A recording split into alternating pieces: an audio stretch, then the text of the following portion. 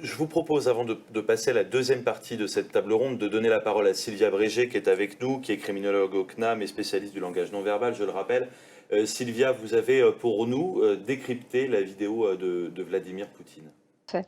Donc sur cet extrait, il y a 2 parties qui sont intéressantes. La première où Vladimir Poutine s'adresse à l'armée ukrainienne et la deuxième où il s'adresse aux pays qui seraient extérieurs, qui seraient tentés d'intervenir dans ce conflit. Sur la slide suivante, donc on va voir un peu au ralenti, donc tout au long de son allocution, en fait, on voit qu'il y a une certaine neutralité, hein, dans le visage de Vladimir Poutine, que ce soit au niveau de son nom verbal ou de son visage. Faut prendre en considération 2 choses, pardon. La première, c'est l'aspect culturel.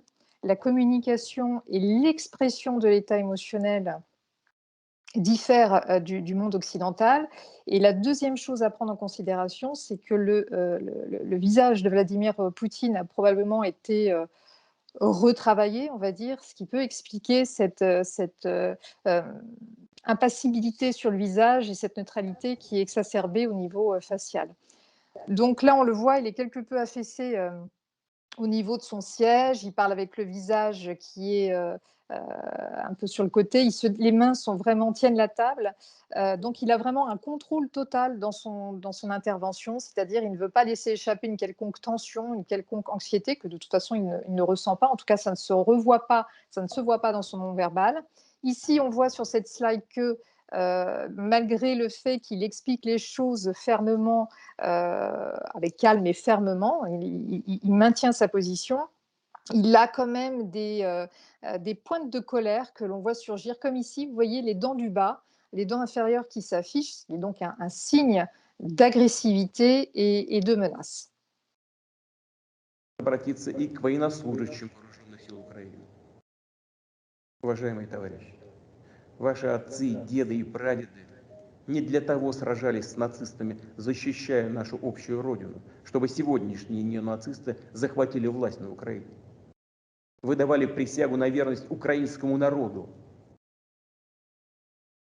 Donc sur la slide suivante, on voit au niveau du visage que Vladimir Poutine, au début, s'adresse sur un ton, on va dire, presque paternaliste à l'armée ukrainienne, mais il va très rapidement jouer le jeu du chaud et du froid au niveau émotionnel, c'est-à-dire qu'il a l'air comme ça bienveillant, faussement bienveillant, mais les mots vont quand même, il va y avoir des sous-entendus quelque peu menaçants. Donc il s'adresse à ses camarades, c'est ce qu'il dit, il énumère ce que leurs ancêtres ont fait, ont combattu, mais on perçoit toujours, regardez au niveau de son visage, cette crispation qui laisse toujours voir les dents inférieures. Et sur la slide suivante, alors sur la vidéo, en fait, la colère que vous voyez là, elle est à peine visible, elle est très furtive. Et si on fait un arrêt sur image, eh bien l'expression de celle-ci est tout à fait visible. Важных, очень важных слов для тех, у кого может возникнуть соблазн со стороны вмешаться в происходящее событие.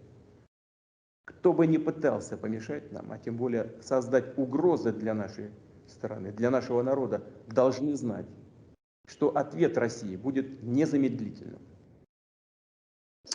Alors, on peut passer à la slide suivante. Donc, sur cet extrait où il s'adresse aux pays extérieurs qui seraient tentés d'intervenir dans ce conflit, on voit que sur la première phrase, il lâche une expiration. Le moment n'est pas facile, il le sait, mais sur cette image, même si ce qu'il dit est contraignant pour les pays extérieurs, mais également pour lui-même, on voit bien quand même toute cette offensive au niveau non verbal, c'est-à-dire que ses expressions faciales deviennent beaucoup plus appuyées au niveau de la colère. Voyez son index qui pointe vers l'extérieur, donc vers la caméra, vers les pays qu'il s'adresse, qui est un geste qui signifie soit on accuse quelqu'un, soit on le menace. Bon, là, dans la conjoncture actuelle, on peut plus penser à une menace. Sur la slide suivante, là, en fait, il nous dit sur ce passage-là que ce qu'il a à dire n'est pas simple, mais malgré tout, son non-verbal nous dit qu'il va aller jusqu'au bout. Il est prêt à aller jusqu'au bout. Sur l'autre slide, là, en fait, on voit que il est possible qu'il accentue cet aspect de colère qu'il nous montre. C'est pas une colère feinte que vous voyez tout au long de son allocution. Elle est réelle, mais là, il veut faire comprendre qu'il ne plaisante pas. il fait passer un message très clair aux pays extérieurs et il veut qu'on comprenne qu'il est déterminé dans sa façon de penser et qu'il sera peut-être déterminé dans sa façon d'agir. И приведет вас к таким последствиям, с которыми вы в своей истории еще никогда не сталкивались. Мы готовы к любому развитию событий. Все необходимые в этой связи решения приняты. Надеюсь, что я буду услышан. Donc voilà, là, il nous dit qu'il est prêt, ils sont prêts. Effectivement, tout ce que l'on voit durant cette allocution, je pense qu'il faut le prendre au sérieux. Il est effectivement prêt, il est prêt à répondre aux parades qui seront menées contre lui. Donc, on a affaire quand même à un homme qui est déterminé, même si on voit peu de choses, même s'il garde le contrôle sur son non-verbal. On a quand même des indices qui nous laissent montrer, enfin, qui nous montrent qu'il est déterminé dans ce qu'il pense. Et peut-être sera-t-il aussi très déterminé dans ce qu'il dit, dans les menaces qu'il annonce, aussi bien à l'armée ukrainienne qu'aux autres pays. Sylvia Brégé pour ses commentaires sur la vidéo de Vladimir Poutine. Donc on retient un côté très à la fois de la colère et de la menace aussi vis-à-vis des pays, finalement un langage non verbal qui correspond plutôt assez bien aux mots qu'il a employés.